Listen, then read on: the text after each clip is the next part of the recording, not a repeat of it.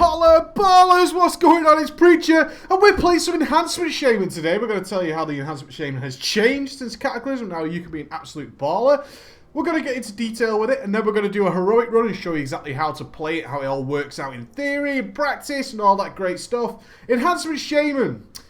I quite like to call it the bastard child of having fun. That's not me being facetious. I think this class still needs a lot of work. I do. It's fiddly, it's fidgety, I just don't like it. Some people love it. I'm down with that if you guys enjoy it. More power to you. For me, it kind of sucks. It's kind of just, there's downtime, there's a lot of spells, it just feels murky and messy, and you kind of need to be really focused on your play instead of what the hell is going on around you, and I find that a little bit fidgety sometimes. Let's get into it. You know what I need to do? There we go. Awesome. We are Enhancement. We get dual wield, of course. We dual wield some big, fat, slow weapons, slow agility weapons, some axes, some maces, all that kind of good shit. We get Stormstrike, where we attack with both weapons. We get Maelstrom weapon, which allows us to cast things really, really quickly. In fact, instant cast when we get up to 5 stacks. That could be a heal or a DPS spell, like Lightning Bolt. We get Lava Lash, our main nuke. This is the thing that hurts the face the most. We charge our offhand weapon with lava, instantly dealing 250% of the weapon's damage to an enemy. It does a lot of damage. And we get some doggy wogs, feral spirits that launch our doggy wogs. Let's have a look at some doggy wogs. Yeah, doggy woggy woggies. Doggy woggies, always cool. There's our little doggy wogs. All cool, spirit wolves, awesome stuff. Talents. What talents are we picking up with our Enhancement Shaman? What's the best? Well, of course, the model has changed in Mr. Pandaria. No longer are we sort of stuck or fidgeted or slotted into one particular place. We can pick whatever the hell we want. First tree is some sort of survivability talent. Now, for PvE, you're not really going to use Stone Bulwark Totem that much. It summons an Earth Totem with 5 health at a caster that grants the caster a shield absorbing 24,000 damage for 10 seconds and up to an additional 8,000 every 5 seconds thereafter. So a sort of potential rolling hot almost. It's not a hot in terms of it's healing you, but it's protecting you, which is awesome. You'd also get Astral Shift. I love Astral Shift. Astral Shift protects me when I need it. I need it now, I need it regular. It's a 2-minute cooldown. Literally just reduces damage by 40%. 40% damage reduction is fucking ace. That is awesome. We love Astral Shift. Nature's Guardian, also worthwhile in PvE, especially when you're raiding. Whenever your damaging attack brings you below 30% health, your maximum health is increased by 25%. No, that is actually just not increasing your health. It's also a heal. It heals you for that amount as well. And your threat level towards the attacker is reduced. So if you attempted to pull aggro, which should be hard these days, let's face facts, then you will also get the threat reduction thrown in on top of that, which is pretty cool. If there is that major bomb ability coming, always nice to help your healers out by getting that extra 30% protection. Pretty cool. So again, it's your choice, whatever you prefer. I like to roll with Astral Shift. You guys can pick and choose as you wish. Pack your tome with the clear minds and swap as needed. Now the rest of the PvE talents aren't really great in terms of any form of real use, I would say. I think the talent tree for the Shaman is a little bit weak compared to some others. At level 30 we get some sort of CC ability like Earth Grab Totem. Earth Grab Totem can be cool. Summons an Earth Totem with 100 health that pulses and roots and ensnares things. Some very useful moments for that if we're pulling adds out of a pack that needs to be AoE'd down by the raid. Earth Grab Totem can be very helpful for that kind of situation. Windwalk Totem tends to be the one of choice. The caster, it grants the raid members within 40 yards immunity to movement impairing effects. Very handy in certain situations, but again, situational. And Frozen Power, where our Frost Shock also roots the target. Again, nothing major there. Choose whatever the hell you like. Level 45, something which moves our totems around. This is only very useful, in my opinion, in PvE for our Fire Elemental totem, should we have placed it at a really weird place and we need to move it quickly. We get things like Call on the Elements. When finished, immediately finishes the cooldown on all totems with a base cooldown shot on 3 minutes. So those are things like your Earth Grab Totem, your Grounding Totem, you know, things like that. Those kind of cooldown totems that we now rock with. We don't really have those permanent totems all the time that we need to drop. We have cooldown totems, so you can immediately finish the cooldown on those. A lot of people are packing this one, using this one, but again, it's situational at best. Totemic Restoration is a passive. When a totem is replaced or destroyed before its duration expires naturally, its cooldown is reduced and proportional to the lost amount, up to a maximum of 50% of the full cooldown. Nice PvP talent for sure. Anti-tank projection relocates your active totems to the specified location. Whichever one you prefer, again. Now we get some sort of DPS cooldown. Now, luckily, all of these two are pretty close for enhancement. Ancestral Swiftness isn't really the best. It's nice for PvP, I suppose. Your next nature spell with a base cast time less than 10 seconds becomes instant cast, and a passive increase of spell and melee haste by 5%. Not bad. They're all performing pretty closely. I love Echo of the Elements. We don't tend to use spells as much as, say, an Elemental Shaman. Therefore, we tend to get this every single time we fire off a lightning bolt or something like that. We always tend to get the Echo of the Elements proc. It's based on how many procs per minute you can get. And as an Enhancement Shaman, we don't fire off as many spells as a caster, obviously. So we tend to get some nice procs out of that. Elemental Mastery, again, call upon the forces, empowering you with 30% haste for 20 seconds. I will say, if you have some certain specific burn phase, Elemental Mastery just pulls way, way ahead. If we need to nuke something right the hell now, Elemental Mastery will always win. So you need to bear that in mind. Do we have a specific burn phase, or are we going for constant, sustained, decent DPS? Then, of course, Elemental Mastery will pull ahead if we have that specific burn phase, something to bear in mind. I like Echo of the Elements, especially for my heroics. It just has a nice, regular proc. It's always very cool, and it always does its damage, and I don't need to worry about it too much. We have a lot of cooldowns as enhancement now that we'll get into shortly. At level 75, we get some sort of healing. Healing Tide Totem doesn't do a great amount of healing by any means. If we fire it off there, it's nice. It heals everybody around us. You can see it's 11k, 12k ticks there. Nothing special. Nothing special. It summons a water totem with 10% of the caster's health, so it's unlikely to be killed. The Healing Tide Totem pulses every 2 seconds, healing 5 of the most injured party or raid members. Pretty cool if we have something where we really, really need to heal up quickly. But again, it's only 5 people, so that's something to bear in mind. 5 people are the most injured. Ancestral Guidance, when you deal direct damage or healing for the next 10 seconds, 40% of that amount is copied to healing. Again, it's okay. Deal direct damage. It's nice for a little bit of burst healing. Healing to up to 3 nearby. So you're going to be helping out your melee guys. And then you have Conductivity as well. When you cast Healing Wave, Great Healing Wave, or Healing Surge on a target located in your healing rain, allies within the healing range share equal to 20% of the initial healing done. That is so situational, it hurts the face, and it's a DPS loss if you are desperately having to start healing people that are also in your healing rain. We always have healing rain binded as an Enhancement Shaman. We need it. We also have our own heal binded. But if we've got to the stage where we really need to start healing people, we're in a mess. It's a DPS loss. I like Healing Tide Totem. Drop it, a little bit of help out for the guys. 3-minute cooldown. Should the healers really need it, it's a nice little thing there. At level 90, we get some sort of, again, DPS increase. You'll be happy to know, again, these are all performing pretty closely, so you don't need to worry about it too much. Unleashed Fury is slightly ahead if you're a gangster and you're using Unleashed Elements every single cooldown, which means it's on a 15-second cooldown, I should say. Let's fire it off. Kadoosh. Oh, I need a target. Kadoosh. 15-second cooldown.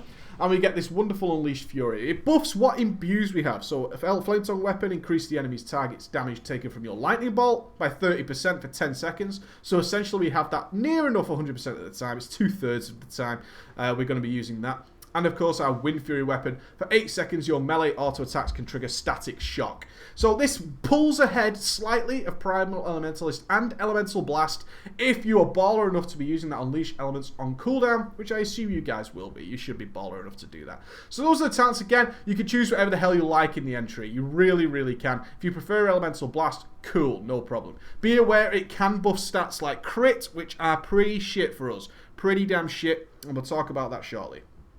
Glyphs.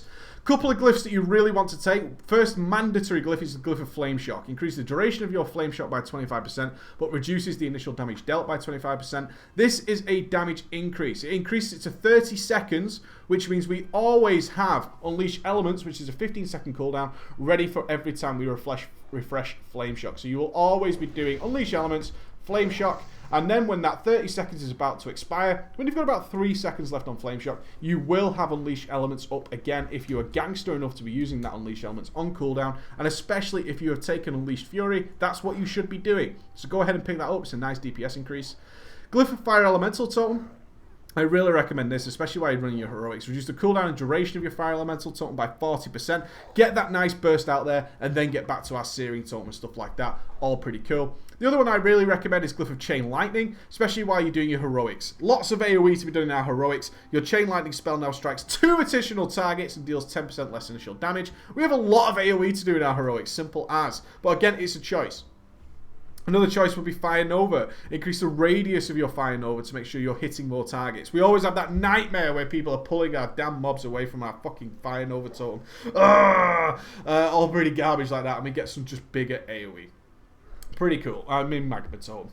So, moving on.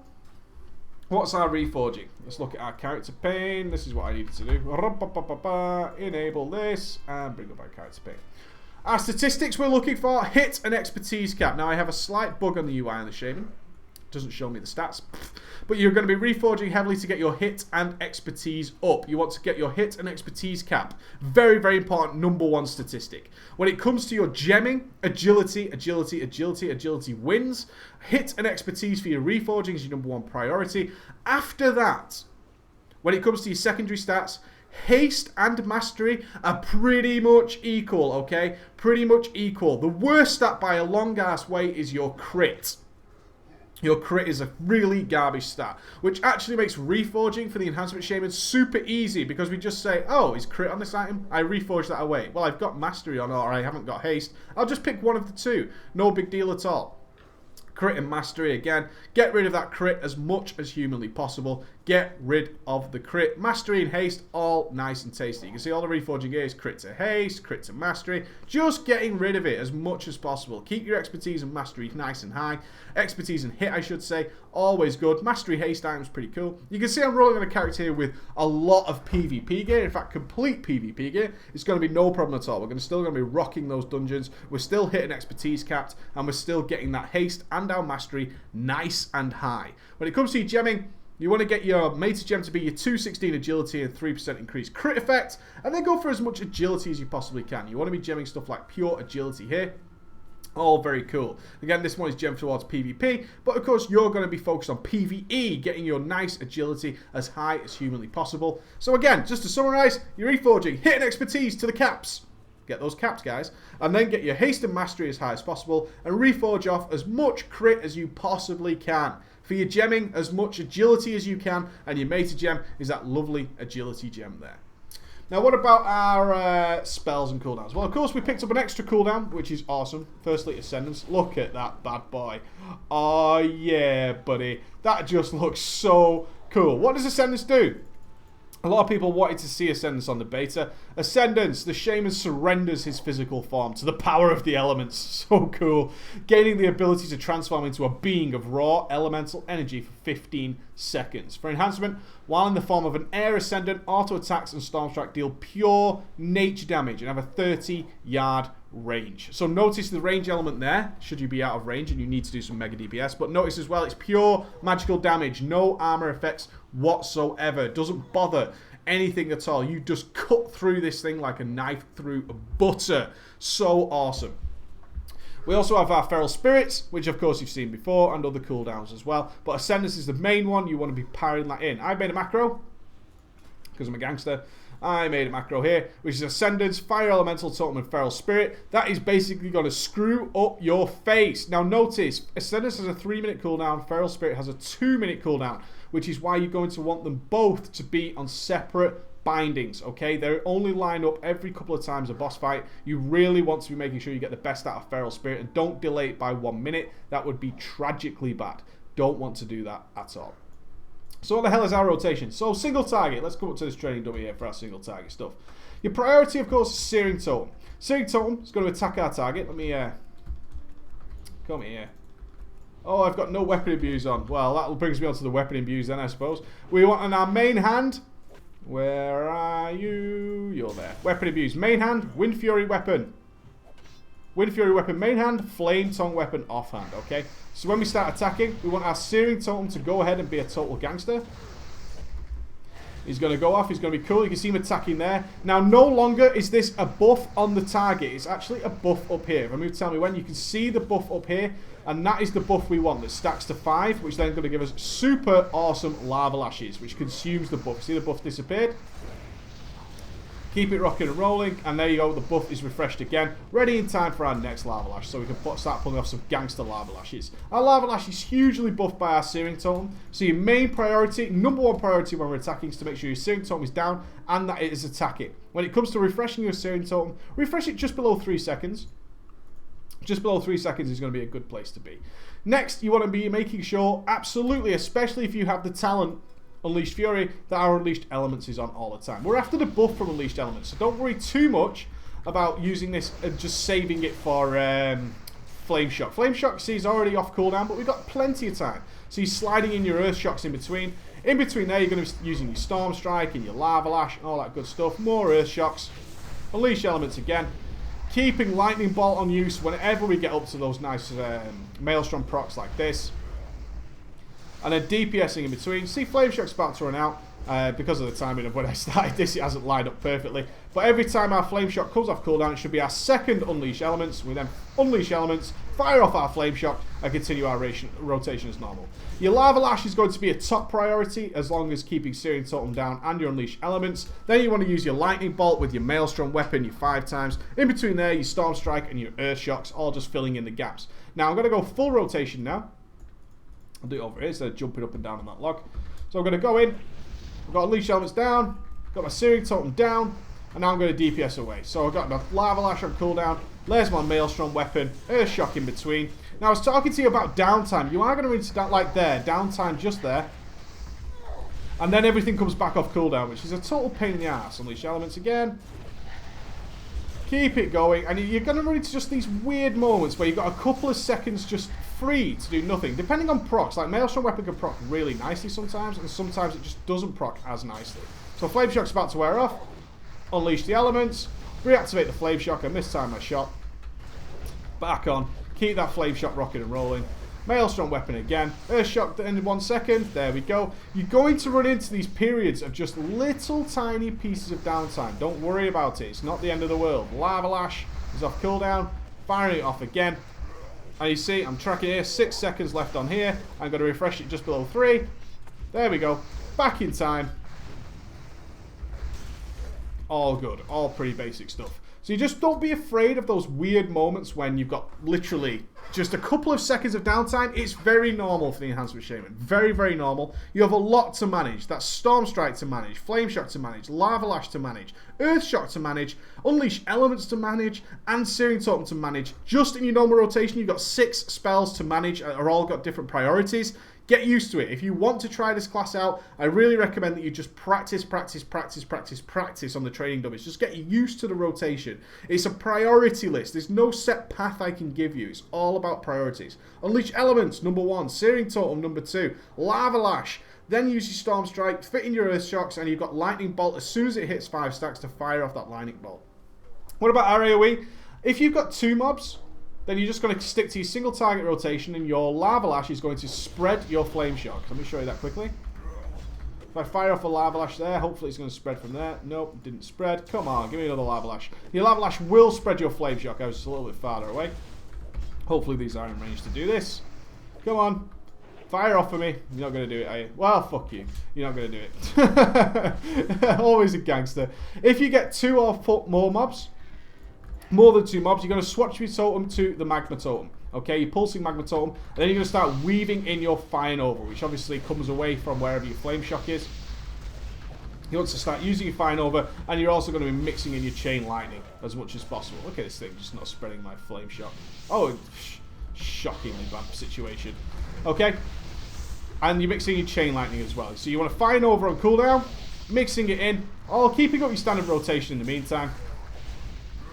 When these mobs are closer, your Lava Lash will be spreading your Flame Shock around, so don't worry about that. It's just not doing it on the training dummies. That's a pity, but it's no big deal. Just be aware, as I said before, tanks tend to pull things away from your Magma Totem. It's the huge pain in the ass of the Enhancement Shaman when that happens. It's a nightmare. So let's say we planted that there, the mobs are there and DPSing. Tank pulls the mobs over here. Just be very quick to swap around your Magma Totem. Get it back into close range of wherever those mobs are. Very important. Other than that, continue as normal. So 1 or 2 mobs, keep your single target DPS rotation. Lava Lash will naturally spread your Flame Shock around. When you get more than 2 mobs, start mixing in your Chain Lightning and start mixing in a Magma Totem and just start firing over away and AoEing those things down, and we're going to get superb AoE from there. So, I couldn't really demonstrate the Flame Shock spreading and stuff like that. So let's jump into a Heroic. Let's jump into a Heroic and see exactly how this plays out. Alright, ballers?